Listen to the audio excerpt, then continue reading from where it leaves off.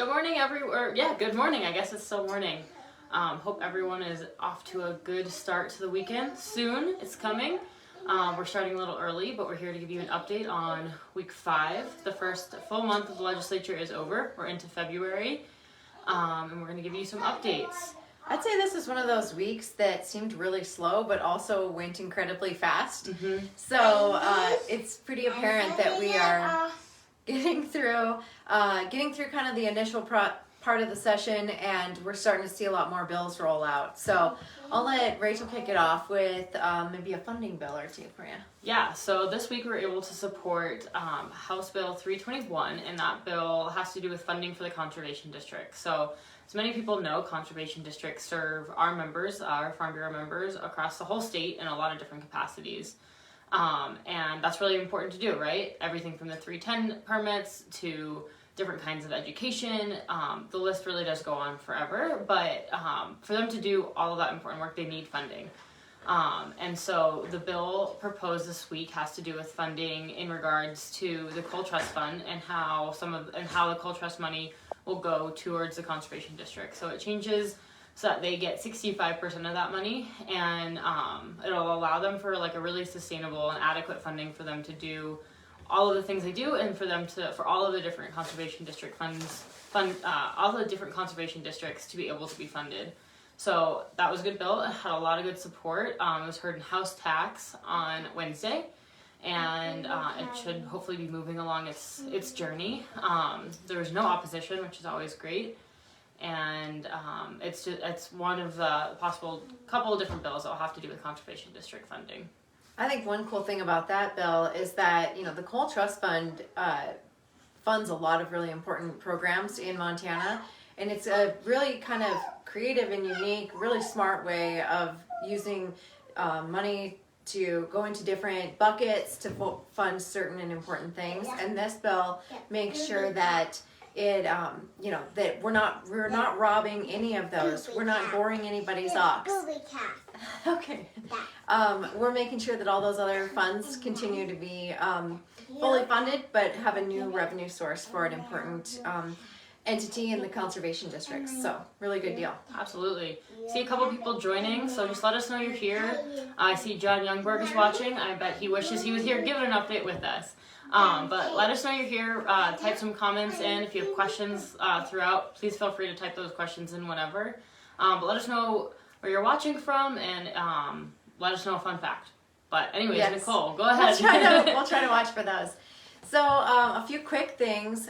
We were very excited, very pleased to see the Senate fully confirm Director Christy Clark earlier this week. Her hearing was the end of last week in the Senate Ag Committee. It came out of there and went across the floor. So she is fully confirmed now. Congratulations to Director Clark.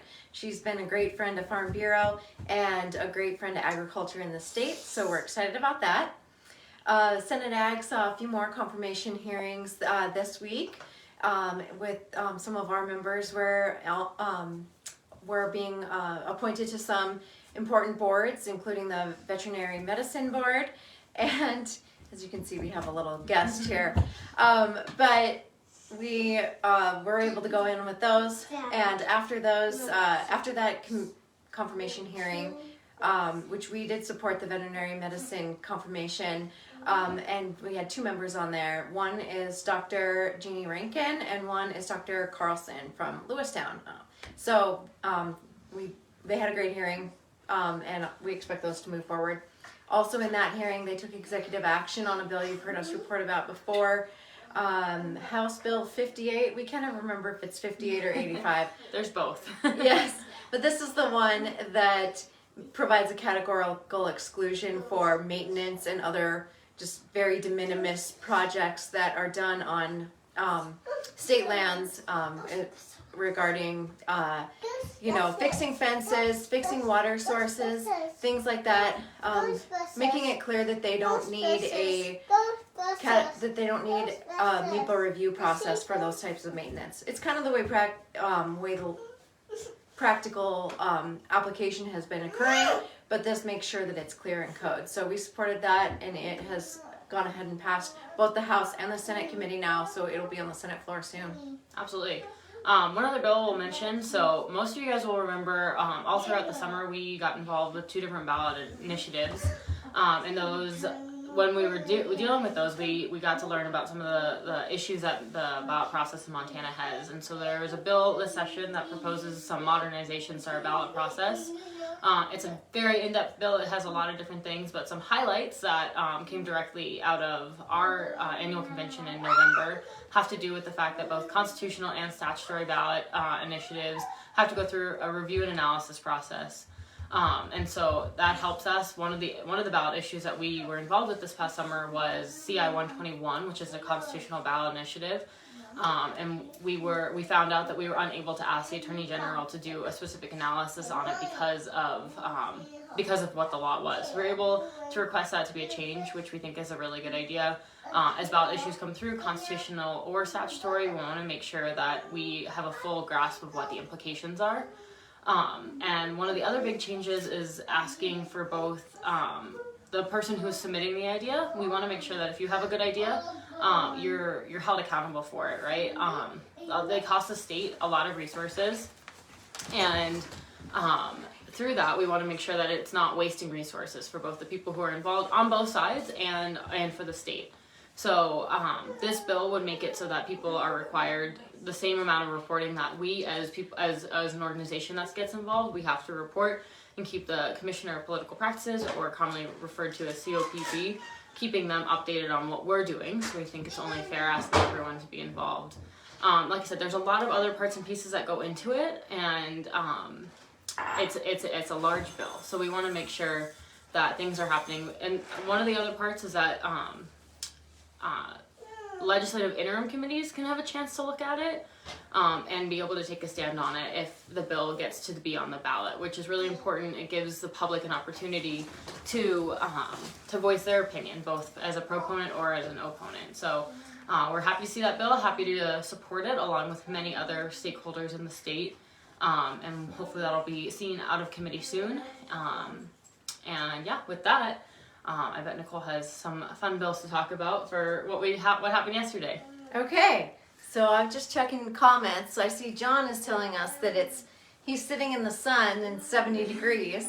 Well, we have not enjoyed warm temperatures this week, although today it is finally warming up. So that kind of reminds us, we want to tell you, we hope you're all staying safe and warm out there on the bad roads and the cold weather we've had. We know that this weather is hard for you all farmers and ranchers, and we hope everything's staying safe. But also on those notes, hope that you want to come and participate in calling on the Capitol. We've got a lot of people registered. We're really excited about that for next week. You can still register today. I think you have until 1 p.m. Okay, so get to it. Good thing we're doing this early. So we can count you in all the meal counts and things like that. So please consider joining us for our Calling on the Capitol. There's lots of information on our website. So this is actually, I think it's gonna be a great time for you all to be in Helena. We were just checking the legislative calendar, and there are some things getting scheduled already for us to testify on Tuesday, probably Monday as well. And we know there'll be more scheduled probably later today. Mm-hmm. So it should be a good time to be here, in addition to all the great stuff we have on the regular agenda. But one bill we wanted to share with you about this week is our first bill that we've opposed this session, actually. It's House Bill 350, and what it does is it's the newest iteration of the placarding bill. If you've watched these updates for the last several sessions, you know that we've seen various but very similar iterations of this same piece of legislation introduced. This is the third session in a row. I believe there was a time before that as well. That basically would require retail establishments, so grocery stores or anywhere that sells raw beef or pork, to make to make an effort to identify where that meat was born, raised, and processed.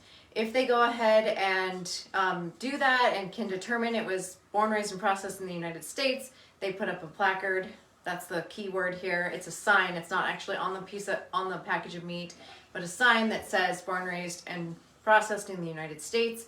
If they can't determine, where that meat came from, or where it was born, they would put up a sign that says either imported or origin unknown, or a variation of those wordings.